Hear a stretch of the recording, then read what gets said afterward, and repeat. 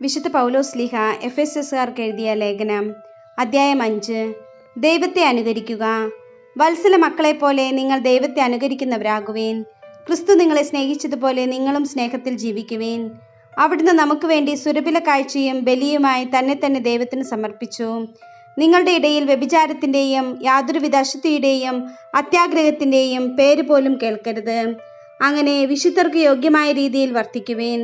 മ്ലേച്ഛതയും വ്യർത്ഥഭാഷണവും ചാബല്യവും നമുക്ക് യോജിച്ചതല്ല. പകരം കൃതജ്ഞതാസ്തോത്രമാണ് ഉചിതം.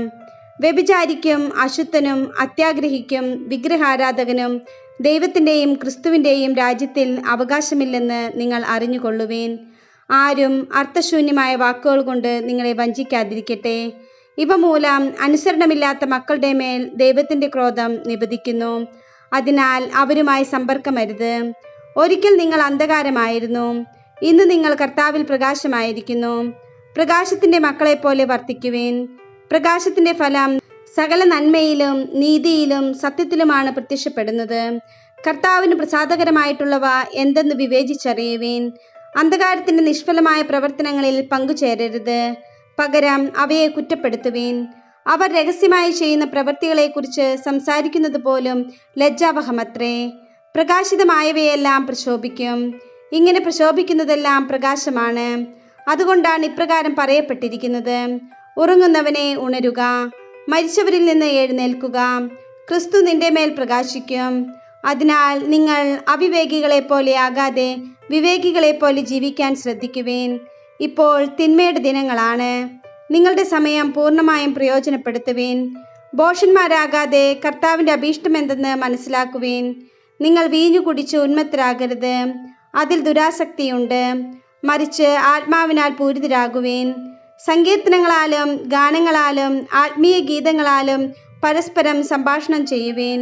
ഗാനാലാപങ്ങളാൽ പൂർണ്ണ ഹൃദയത്തോടെ കർത്താവിനെ പ്രകീർത്തിക്കുവേൻ. എപ്പോഴും എല്ലാറ്റിനും വേണ്ടി നമ്മുടെ കർത്താവായ യേശുക്രിസ്തുവിൻ്റെ നാമത്തിൽ പിതാവായ ദൈവത്തിന് കൃതജ്ഞത അർപ്പിക്കുവേൻ. ക്രിസ്തുവിനോടുള്ള ബഹുമാനത്തെ പ്രതി നിങ്ങൾ പരസ്പരം വിധേയരായിരിക്കുവേൻ. ഭാര്യമാരെ, നിങ്ങൾ കർത്താവിന് എന്ന പോലെ ഭർത്താക്കന്മാർക്ക് വിധേയരായിരിക്കുവേൻ. എന്തെന്നാൽ ക്രിസ്തു തൻ്റെ ശരീരമായ സഭയുടെ ശിരസ്സായിരിക്കുന്നത് പോലെ ഭർത്താവ് ഭാര്യയുടെ ശിരസ്സാണ്. ക്രിസ്തു തന്നെയാണ് ശരീരത്തിൻ്റെ രക്ഷകനും. സഭ ക്രിസ്തുവിന് വിധേയയായിരിക്കുന്നത് പോലെ ഭാര്യമാർ എല്ലാ കാര്യങ്ങളിലും ഭർത്താക്കന്മാർക്ക് വിധേയരായിരിക്കണം. ഭർത്താക്കന്മാരെ, ക്രിസ്തു സഭയെ സ്നേഹിക്കുകയും അവളെ വിശുദ്ധീകരിക്കാൻ വേണ്ടി തന്നെ സമർപ്പിക്കുകയും ചെയ്തതുപോലെ നിങ്ങൾ ഭാര്യമാരെ സ്നേഹിക്കണം. അവൻ സഭയെ വിശുദ്ധീകരിക്കുന്നതിന് ജലം കൊണ്ട് കഴുകി വചനത്താൽ വെണ്മയുള്ളവതാക്കി. ഇത് അവളെ കറയോ ചുളിവോ മറ്റു കുറവുകളോ ഇല്ലാത്ത മഹത്വപൂർണയായി തനിക്ക് തന്നെ പ്രതിഷ്ഠിക്കുന്നതിനും അവൾ കളങ്കരഹിതയും പരിശുദ്ധയുമായിരിക്കുന്നതിനും വേണ്ടിയാണ്. അതുപോലെ തന്നെ ഭർത്താക്കന്മാർ ഭാര്യമാരെ സ്വന്തം ശരീരത്തെ എന്ന പോലെ സ്നേഹിക്കണം.